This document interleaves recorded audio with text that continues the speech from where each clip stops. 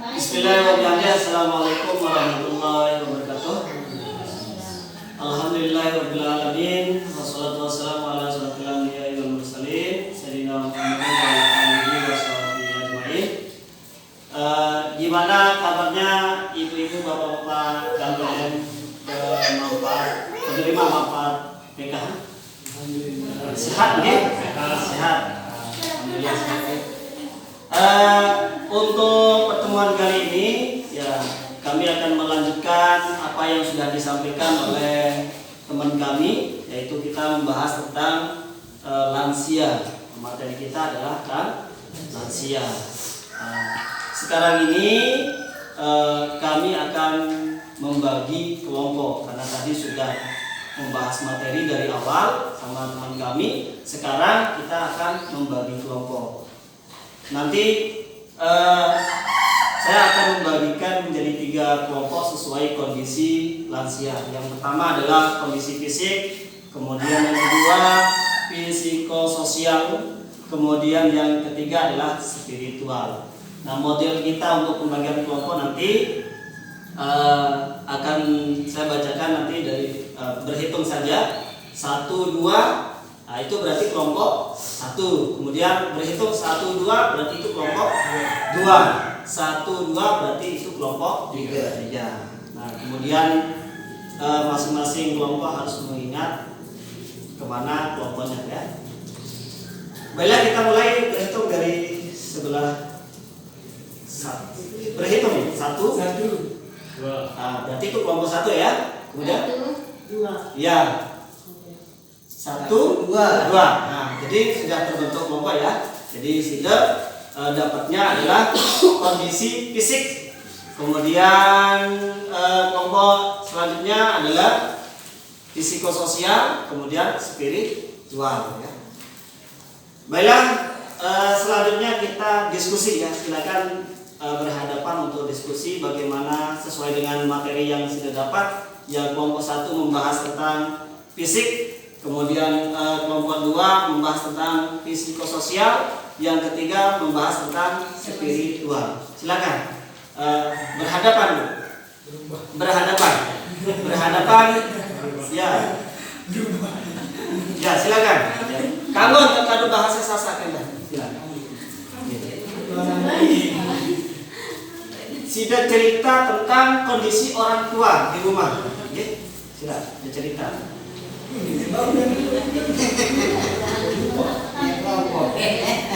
Aneh tadi kedua, Ustaz. Waktunya 5 menit saja. Silakan cerita saja. Nah, kita dari sini doang. Kita dari kayu, kayu depan ke sini. Alhamdulillah sehat walafiat. Ya, tinggal 2 menit. Sembahyang, jadi kawasan sembahyang. Sehat apa? Sehat.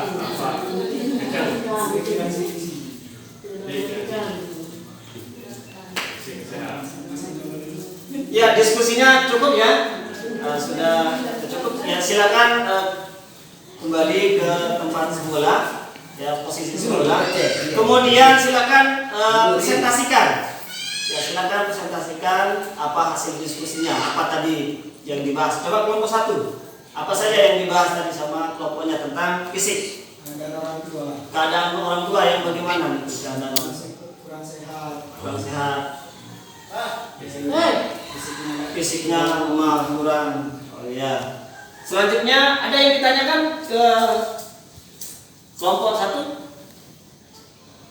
Tidak ada ya, paham? Oke, paham. Kemudian kelompok psikososial. Ya, silakan yang psikososial.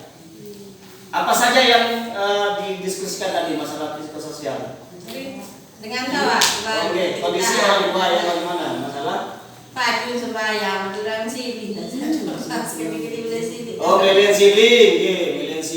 Nah, itu termasuk psikososial. Oke, ada yang ditanyakan ke kelompok 2? Tidak ada ya, paham nih. Kemudian kelompok spiritual. 2. Silakan. Ada yang ibadah, kadang yang ngerasa lembut. Ada sama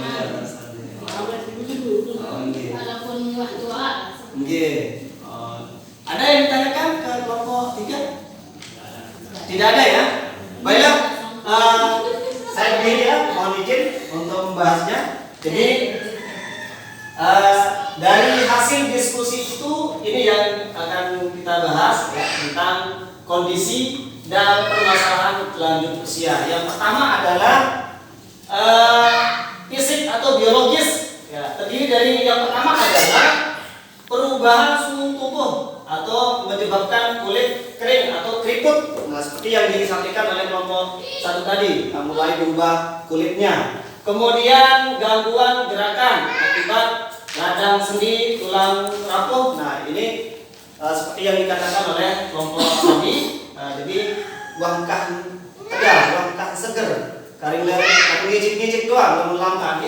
Kemudian gangguan panca indera.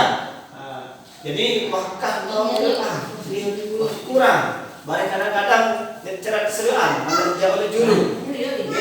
Kemudian selanjutnya gangguan saluran kencing. Langsung tak doang. Kemudian gigi mulai goyang dan tanggal, jadi mulai empuk dan sekek. Kemudian yang selanjutnya muncul penyakit ya seperti kepikunan, mulai lupa, stroke, kemudian darah tinggi, radang sendi dan lain sebagainya. Nah, mulai sudah timbul pada kondisi orang tua. Selanjutnya untuk kelompok 2, jadi di kelompok 2 bahas tentang psikososial. Nah, jadi sesuai jawaban dulu tadi semua benar ya. Yang pertama muncul depresi, gelap di sini, bahasa Indonesia baru begini, gelap di sini, kedik sini. Jadi yang kedua agresif, jadi agresif. Jadi agresif ini marah-marah, ada sebab.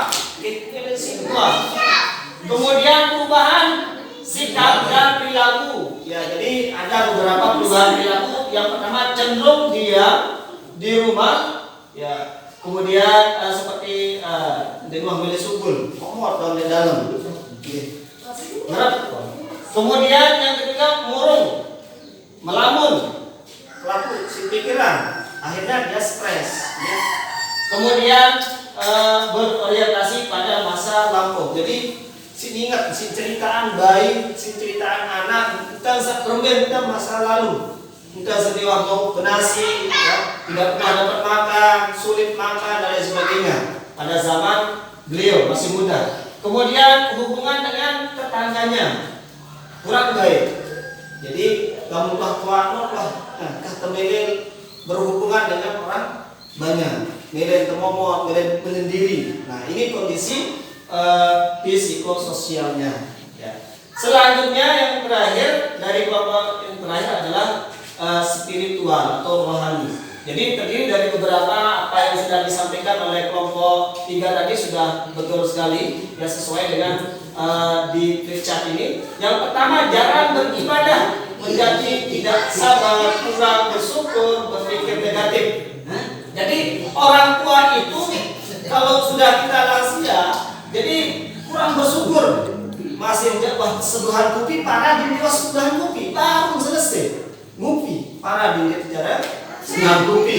Nah, karena sudah pikun, sudah lupa ingatan ya. Wah, kurang beribadah, kurang sabar, baru teringat doang. Kenapa? Karena kui langsung beli. Jadi itu sudah termasuk ya. Kemudian kita tabah dalam menerima kondisi. Jadi karena dia sudah tidak menerima terhadap kondisinya sudah tua, kadang-kadang dia naik balik, milih marali, padahal kondisi tua, sudah tua. Kemudian kurang mau berbagi dengan orang lain. Milenial dong tulung, milenial dong kepriakan, dia pilih ya kan? Nah, ini kondisi. Kemudian selalu menunjukkan super, ya. Super powernya dan menganggap diri selalu benar.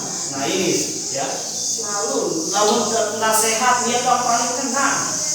Ada yang kira diskusi, ya, ini tak paling kena. Itu berkenaan dengan lain. Jadi kira-kira apa yang saya sampaikan ini sudah bisa dipahami? Ada yang ditanyakan? Tidak ada ya? Ya. Kalau tidak ada, ya. Kalau tidak ada, nanti akan dilanjutkan oleh teman kami ke sesi berikutnya atau ke langkah berikutnya. Jadi cukup sekian. Kurang lebih mohon maaf. Wabillahi taufiq wal hidayah. Assalamualaikum warahmatullahi wabarakatuh. Waalaikumsalam.